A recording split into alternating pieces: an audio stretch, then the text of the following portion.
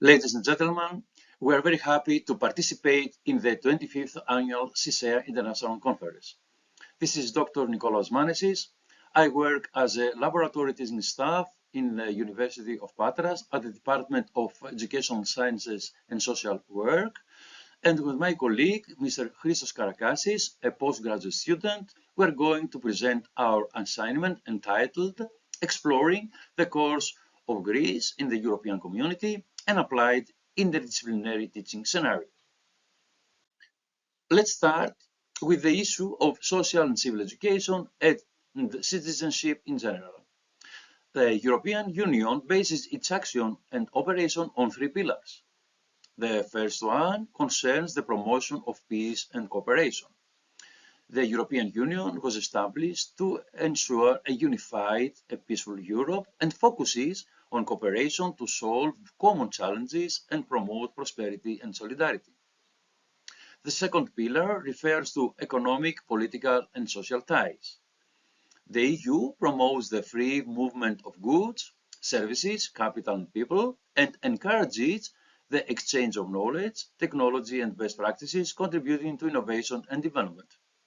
And the third pillar refers to justice, equality, and social cohesion, as we know that the EU promotes the achievement of justice and equality and adopts policies that address inequalities and support social inclusion and cohesion. In Greece, students in grades E and F in primary school are taught the subject social and civil education, which establishes as learning outcomes the engagement of the students with the goal of the European Union, which will contribute to a sense of European identity, meaning its values and goal, and the understanding and respect of the distinctiveness of European cultures and traditions. Also, it aims to prepare them for active participation in society and in the broader European community in general, and to develop communication skills, critical thinking, and problem-solving abilities as well. The social-cultural perspectives underline the interdependence of social and personal procedures that take part in the construction of knowledge. The social interaction plays a fundamental role in an individual's cognitive development because it is connected to the context where this development takes place. An individual's ability of thinking and learning is developed to a great degree under the influence of the social context. Individual's knowledge, thoughts, values, and beliefs originate from his or her interaction with other people, not as a product of passive acceptance of things, but as an active internalization. Culture and language play also an important role in human development. Vygotsky considers that this development is a result of the internalization of social events and cultural tools such as knowledge, process, and practices by the individual. In this case, some personal values are added to this internalization process. Learning is not a mere implementation of some mental actions, but a construction of meanings when a person attempts to understand both the world and him or herself. Teacher is the one providing scaffolding to his or her students so as them to construct the language, the knowledge. Helps them to internalize a working model and some models of problem solving. These models will help the students in their attempt to acquire knowledge. Teaching is a holistic process that should include authentic activities in real situations. As a result, the students move on to the next level of cognitive development, since the real cognitive level of each student is always taken into consideration. In parallel, teaching has to focus on the zone of proximal development.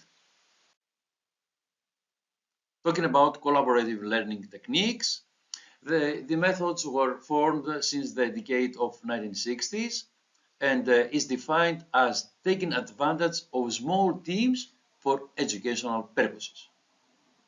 This method's theoretical background derives from Vygotsky's theory, and the keys for a successful CL are positive interdependence, individual accountability, interaction, individual skills, and group processing. In the scenario we are going to present, we use the following collaborative techniques: think per share, jigsaw, roundtable, and focus listing, which encourage collaboration, interdependence, help in the development of cognitive, organizational, and social skills through active student participation. Finally, let's talk about, a few words about the necessity of ICT tools. They are useful for students as they enhance motivation, improve knowledge retention, promote student-centered and individualized teaching, and improve literacy and self-efficacy. Integration of ICT tools in education contributes also to teachers' professional development as it helps them to prepare better the lessons, offer feedback, and encourages them using innovative teaching methods, enhancing classroom effectiveness. And now, my colleague, Mr. Karakasis, is going to present the scenario. The scenario is based on the lessons of social and political education, history, and geography. It is addressed to 6th grade of primary school students and lasts 5 teaching hours. Some of the teaching aids that need are computer, projector, worksheets, audiovisual aids, paper, and pencils. Let's talk about learning outcomes. At the end of the scenario, students will be able to know the member states of the European Union, to get to know the reasons for the creation of the association, as well as the main station on the way to the European Union, to get in touch with the organization and operation of the Union, as well and the main community institutions, to realize the importance of the existence of the European Union, to realize the necessity of having common elements which will connect European citizens, to get to know Greece's path towards the European Union, but also the current position of our country within it. And finally, to reflect on the benefits that our country enjoys as a member of the European Union, but also the contribution of Greece to the Union with its participation in the institutions and their operating procedures. Now, let's talk about the activities of the teaching proposal. At the beginning, the teacher plays the European Union anthem on a computer and shows the students the European Union flag to introduce them to the topic they will be exploring. The teacher then asks, "What do you know about the European Union?" Using the brainstorming technique, the teacher collects all responses and writes them down on the board. In the second activity, teacher asks the student to fill out the worksheet 1. In the first activity, there is a map of Europe where students are asked to color the countries that they believe are part of the European Union.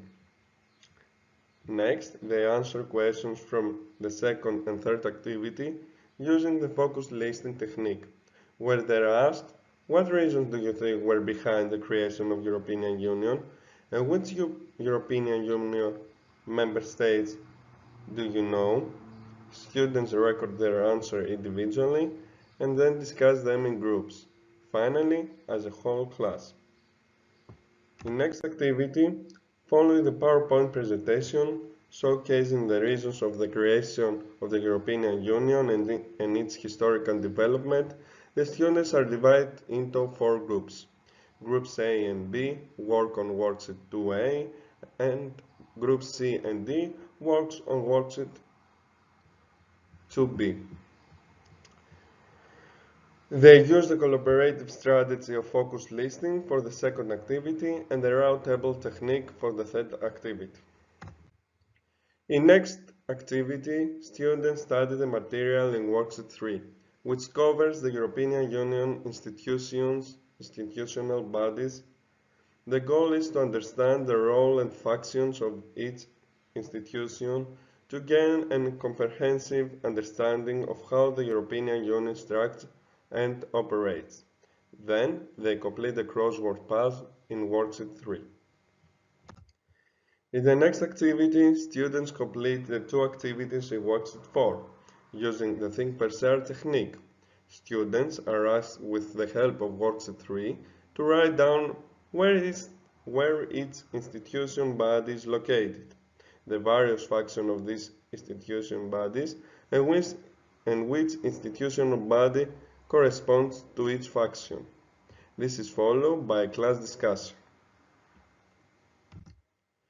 In the next activity, the teacher hands out worksheets 5A, 5B, 5C, and 5D, which cover the achievements and the challenges of the European Union. Once the students understand and assimilate the material assigned to each member of their group, they answer activity 2 from worksheet 5A, 5B, 5C, and 5D, where they discuss the achievements, challenges, and advantages of the European Union in various fields like education, sports, and environment. This is done by using the collaborative jigsaw strategy. Afterwards, students play an electronic quiz in pairs to learn more about the European Union's activities. Additionally, teacher presents a PowerPoint that outlines Greece's journey in the European Union and the benefits of its membership. After a discussion about the presentation in the class, students are invited to play in pairs the electronic game Open the Box. The game's goal is to open the boxes one by one and answer the questions, allow students to reference the key points from the presentation. In addition, students play a card game, where they need to match images with the corresponding European Union values. This is followed by a class discussion of the importance of these values, after which students are asked to complete worksheet 6 using the focused listening technique. They are required to write examples of how the European Union promotes these values. Groups A and B complete the first activity on the worksheet, and groups C and D complete the second activity on the worksheet. Before completing the individual evaluation worksheet, the students are appealed to play the final evaluation quiz with a partner on the Kahoot tab, which contains questions covering the key points from the lesson. The quiz must be done in a certain limit time, and the final rankings will be displayed at the end. The aim of the student is to answer quickly and accurately to climb the rankings. For the final evaluation, students are given an evaluation worksheet which they must complete individually. They need to answer 3 questions: what the most important or useful thing you learned today, what are some questions you still have, and what would you like to learn more about regarding this topic. Finally, the teacher reads some responses to the class for discussions. Thank you for the attendance.